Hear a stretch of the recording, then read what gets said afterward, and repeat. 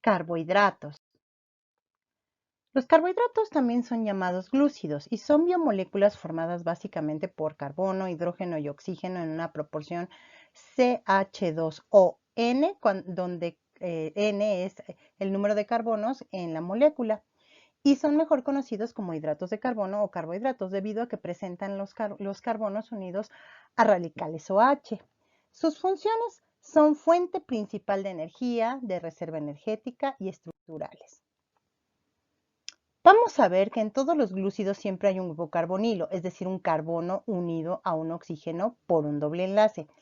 Como podemos ver aquí, estos grupos carbonilos siempre están presentes en los carbohidratos y son los aldehídos y las cetonas. Por lo tanto, los glúcidos pueden definirse como polihidroxialdehídos o polihidroxicetonas. ¿Por qué? Porque tienen muchos grupos hidroxilo unidos a sus carbonos, aparte de su grupo aldehído o cetónico. Vamos a ver la clasificación de los glúcidos. Según el número de cadenas polihidroxialdehídicas o polihidroxicetónicas que contengan, se distinguen tres tipos: monosacáridos, oligosacáridos y polisacáridos. Los monosacáridos están formados por una sola cadena polihidroxialdehídica o polihidroxicetónica. Se nombran con la terminación osa dependiendo del número de carbonos de la cadena. Por ejemplo, si tiene 3, triosa, 4, tetrosa, 5, pentosa y así sucesivamente. Son sólidos cristalinos y solubles en agua y son capaces de oxidarse frente a otras sustancias a las cuales reducen.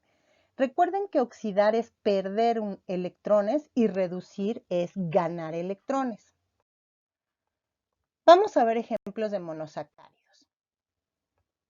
Tenemos a las triosas, por ejemplo, en el caso de las aldosas, tenemos estos dos.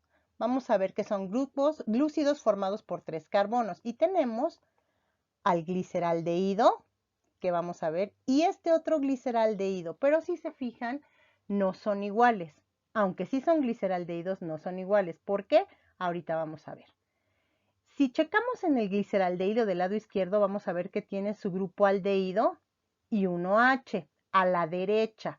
Cuando el carbono que está con su OH más o menos cerca o lo más alejado, en este caso nada más tenemos un solo carbono junto al grupo carbonilo, por lo tanto vamos a ver que este OH está a la derecha y se va a llamar D-gliceraldehído.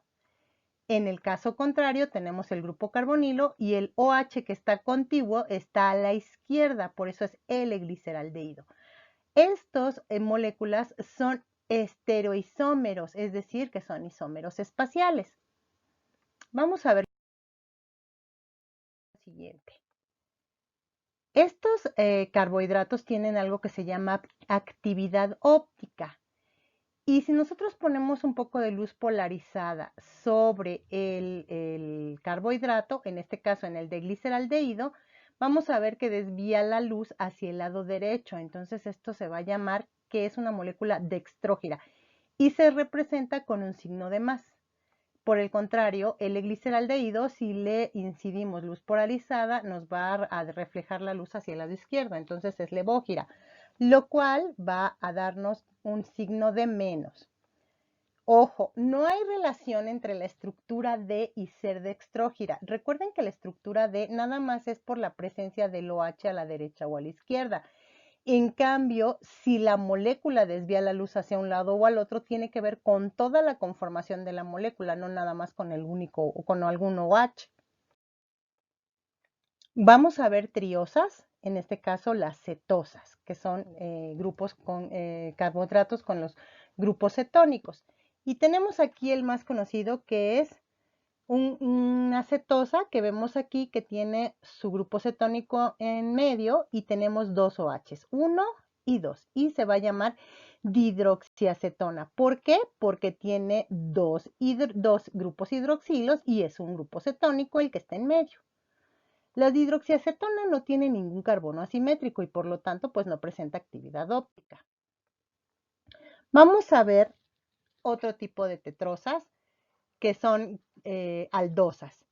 Y vamos a ver que son glúcidos formados por 4 carbonos. Vamos a ver aquí una D-eritrosa y la L-eritrosa y vamos a ver por qué son D y L.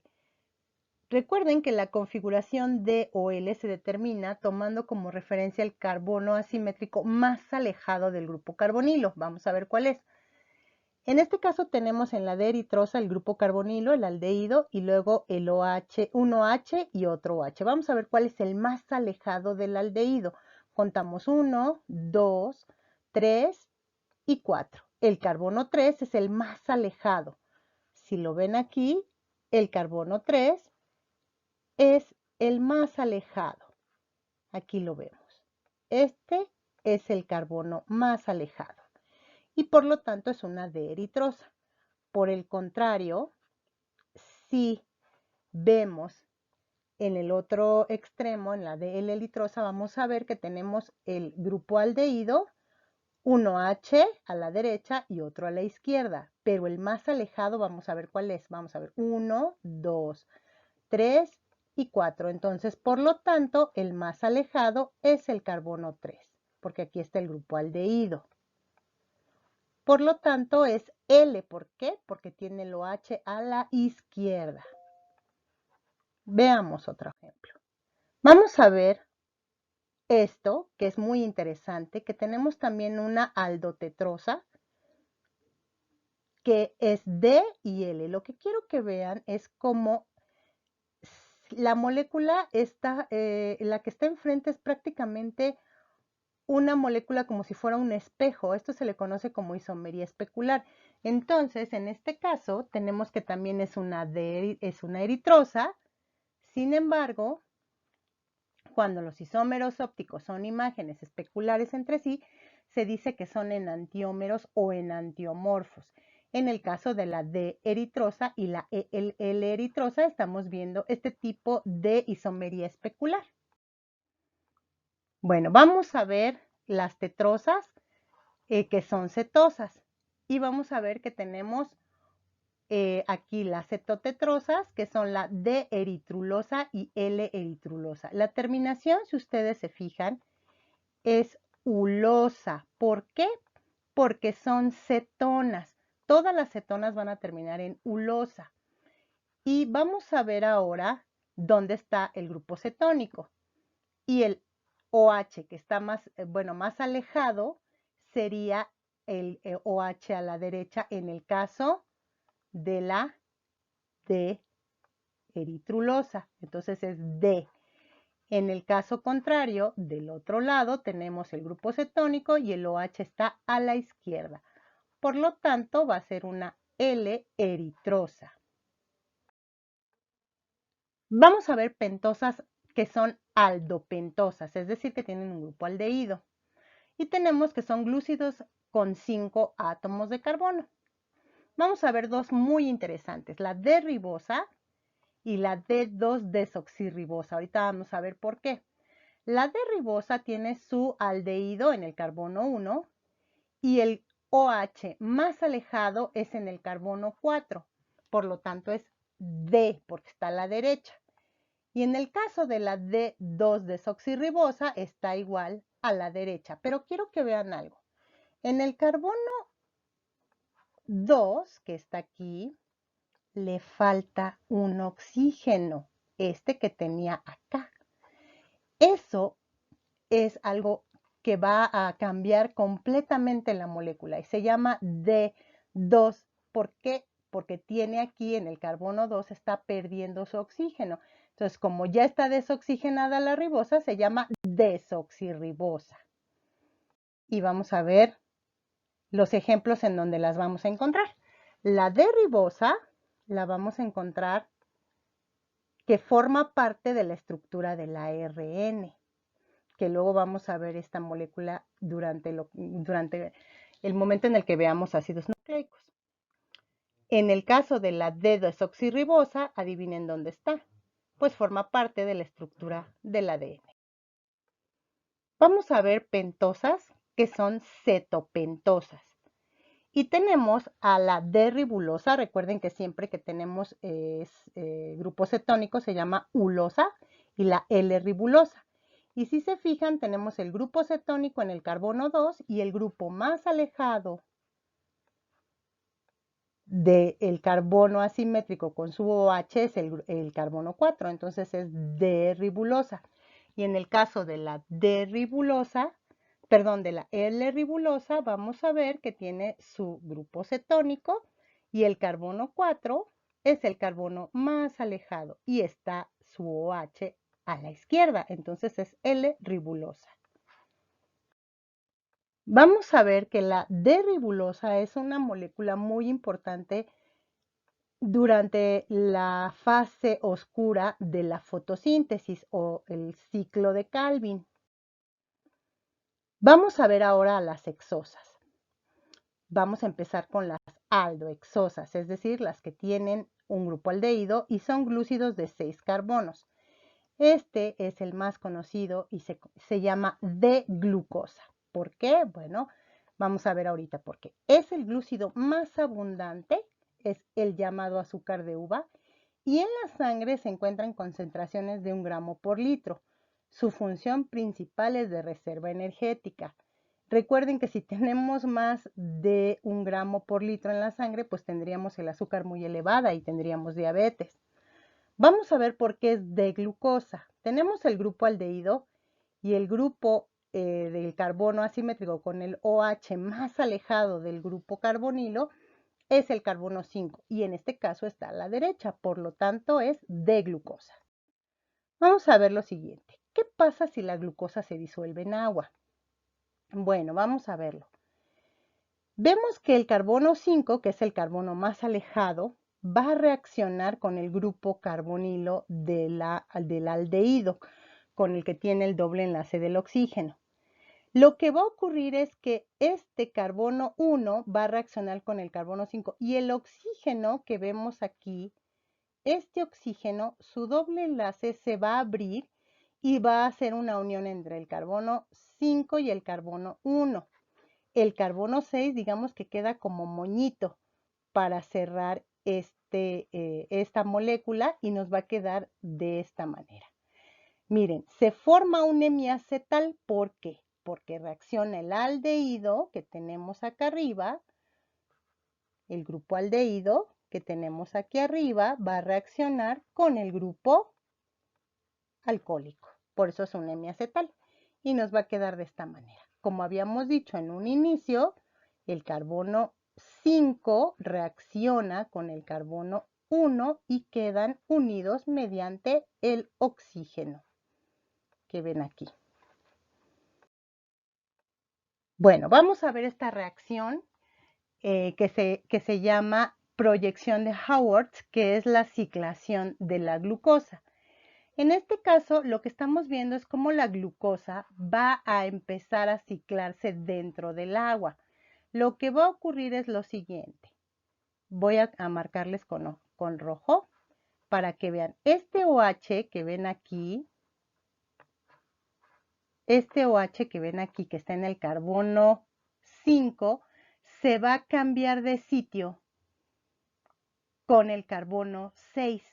Y entonces va a haber como un giro, si se fijan, y ahora este carbono 6 que estaba hacia acá se cambió y ahora tenemos aquí al OH. Este OH es este OH de aquí. ¿Qué va a pasar? Va a entrar la molécula del agua y va a haber una reacción entre esos dos grupos carbonilos, el del agua y el que ya estaba aquí, como vemos en esta proyección. Y al final lo que va a ocurrir es que se va a volver a salir otra molécula de agua, pero ya nos queda el oxígeno. Y ahora sí se queda formado un hexágono con el carbono 6 por fuera, como moñito. La molécula adquiere una forma hexagonal como la del pirano, por eso se llama glucopiranosa. Ahorita vamos a ver eso más adelante. Bien, vamos a ver que la glucosa, ya una vez que está ciclada, voy a señalarles, como vieron ahorita, el carbono 1. Este carbono 1, se llama carbono anomérico. ¿Por qué? Porque está más cerca del oxígeno o del hemiacetal. Y lo que quiero que vean es que el OH está hacia abajo. Por lo tanto, la posición cuando está hacia abajo es alfa. Entonces, esta molécula se va a llamar alfa D, porque ya sabemos por qué es de glucosa. ¿Qué va a pasar en el caso contrario? Si el carbono anomérico que vemos aquí tiene su grupo OH hacia arriba, entonces va a ser posición beta. Entonces sería una beta de glucosa. Vamos más adelante. Vamos a ver más aldohexosas. Por ejemplo, la galactosa, que también tiene un grupo aldehído y su carbono a la derecha, el más alejado, que es el carbono 5, está a la derecha, entonces es de galactosa. Y a la hora de ciclarlo en el agua se va a llamar galactopiranosa. Este azúcar junto con la glucosa forman a la lactosa, que es el azúcar que se encuentra en la leche. Vamos a ver ahora a las cetohexosas. Vamos a ver a la D-fructosa. Bien, vamos a ver que tiene su grupo cetónico en el carbono 2 y el OH, que es el carbono con el OH más alejado de la cetona, es el carbono 5. Miren, vamos a contar. 1, 2, 3, 4, 5 y 6. Ahora, vean muy bien lo que va a pasar. El carbono 5 va a volver a reaccionar con el carbono 2, porque ahí es donde está el grupo cetónico, el grupo carbonilo. Va a volver a pasar lo mismo que en la glucosa, se va a formar un hemiacetal, pero ahora va a ser diferente porque el carbono 5 se va a unir con el carbono 2 y aquí está el oxígeno. Recuerden que se abren como estas dos patitas y son estas dos de aquí. Bien, vamos más adelante. Veamos que la fructosa o fructofuranosa es el azúcar de las frutas. ¿Cómo distingo el nombre de la hexosa ciclada? Bueno, vamos a ver. Si tenemos un pentagonito, vamos a ver que ese tipo de molécula se llama furano. Entonces, las moléculas o los monosacáridos ciclados que tengan forma de pentagonito, pues serán furanosas, como en este caso. Y si tienen forma de hexagonito, pues es la forma del pirano, entonces van a ser piranosas. Vamos a ver ejemplos de pentosas que ya están cicladas. Entonces, ¿se acuerdan que habíamos hablado de la beta desoxirribosa y la beta de ribosa? ¿Por qué son beta? Estas recuerden que están en el ADN. ¿Por qué son beta? A ver, voy a ver por qué. Porque el carbono 1, que es el carbono anomérico, que está más cerca del oxígeno, su OH está para arriba. Igual en este caso, el OH está para arriba. Bueno, vamos a ver a los oligosacáridos. Y pues en este caso son los glúcidos formados por la unión de 2 a 10 aminoácidos y los más importantes son los disacáridos. Los disacáridos están formados por dos monosacáridos por medio de síntesis por deshidratación. Vamos a ver eso. Enlaces glucosídicos. La síntesis por deshidratación es la construcción, es decir, síntesis de una molécula a partir de la eliminación de una molécula de agua y es la manera en la que se forman los enlaces glucosídicos. Bueno, vamos a hacer uno. Tenemos a la alfa de glucosa, que ya vimos por qué se llama así, y otra alfa de glucosa. Vamos a checar. El carbono más cercano, o los grupos carbonilo más cercanos que van a reaccionar son el carbono 1 de la primera molécula de glucosa y el carbono 4, porque tienen los OH más cercanos. Estos OH van a reaccionar de la siguiente manera. Vamos a identificar la molécula del agua. Si se fijan, nos queda un oxígeno por fuera. Reacciona y el agua sale y nos queda el oxígeno aquí y el agua salió. Esa molécula que vieron ya logró salir y se forma un enlace. Que realmente este enlace está derechito porque los dos OHs que tenían involucrados eran carbonos alfa. Por lo tanto, el enlace se va a llamar enlace 1 4-glucosídico, alfa. Recuerden que es alfa porque está derechito. Vámonos a ver esta molécula que nos salió, se llama maltosa y adivinen en dónde está. Pues en la cerveza. Es el azúcar de malta con la que se fabrica la cerveza. Vamos a ver a la lactosa. La lactosa es la unión de una galactopiranosa y una glucosa alfa.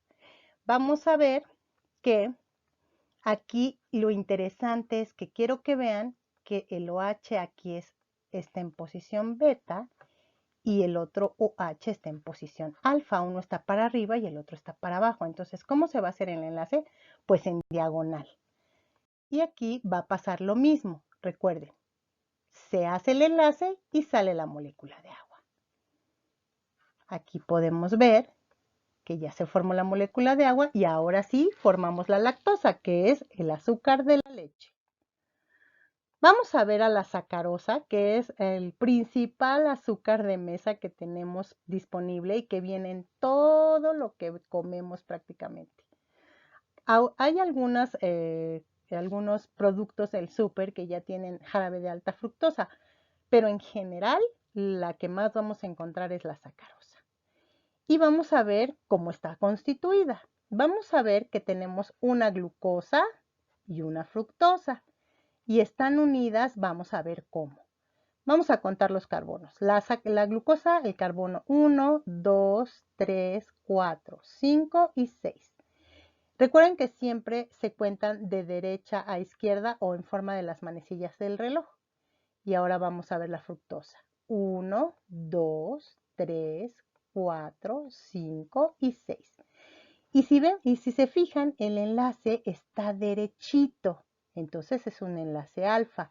Por lo tanto, la molécula se va a llamar, va a tener un enlace 1, 5 alfa glucosídico. Vamos a ver los polisacáridos.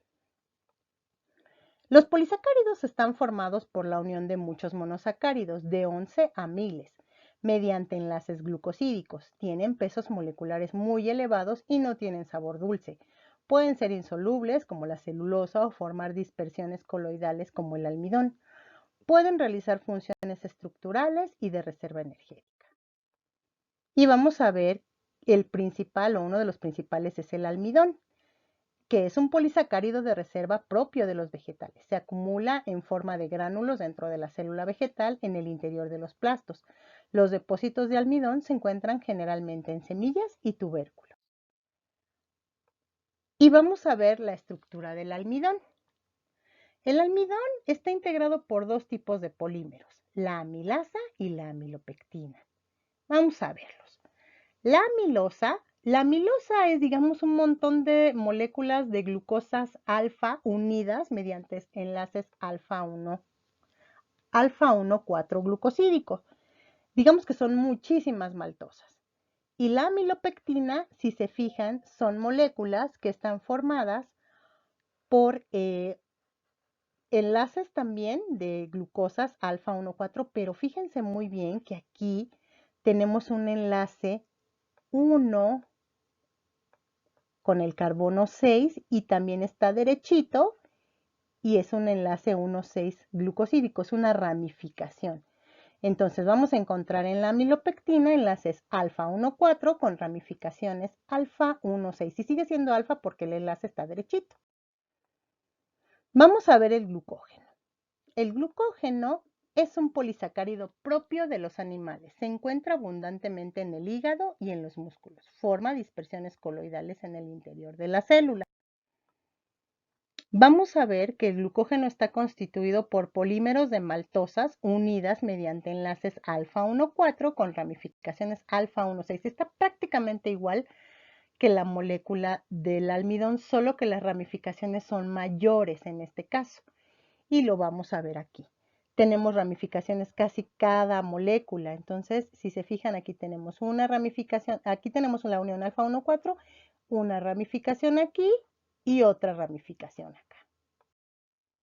Bueno, vamos a hablar de la celulosa. La celulosa es un polisacárido con función esquelética propia de los vegetales. Es el elemento principal de la pared celular que constituye un estuche en el que queda encerrada la célula. Y les puse aquí hojas y las hojas de papel, porque también están hechas de celulosa. Vamos a ver la estructura de la celulosa. La celulosa es un polímero de beta de glucopiranosas unidas mediante enlaces beta 1,4. Si recuerdan, vamos a ver cómo son las beta de glucopiranosas. Si quieren pueden regresar el video para checarlo.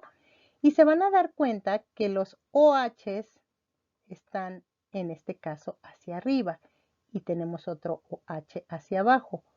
Por esa razón es que tenemos el enlace tipo beta.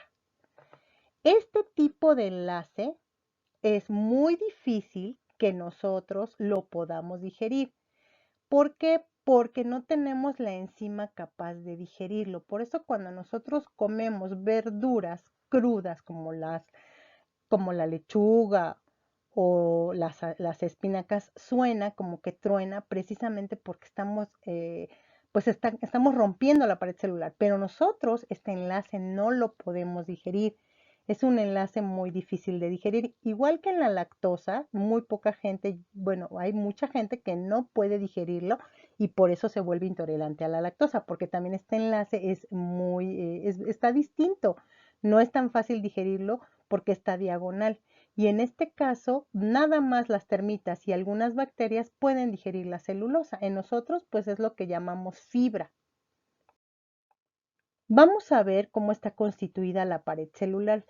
En el caso del almidón y del glucógeno veíamos que había ramificaciones. En este caso no.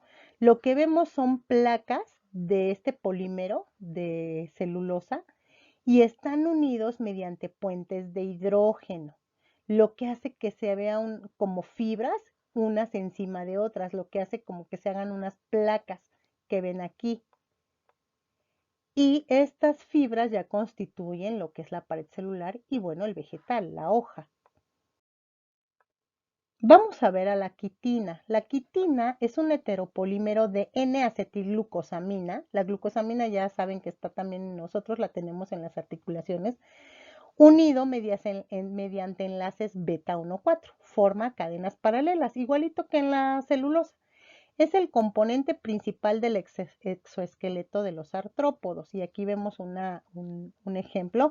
Nada más quiero que recuerden que los enlaces son así. Se ven así, pero esta fue la única imagen que pude conseguirles. Y quiero que sepan que son lo que forma, digamos, como el exoesqueleto de todos los artrópodos, como pueden ver aquí. Y por eso es que cuando nosotros pisamos alguno de estos insectos, ay, es horrible y suena y truena el animal porque estamos rompiendo el exoesqueleto. Gracias.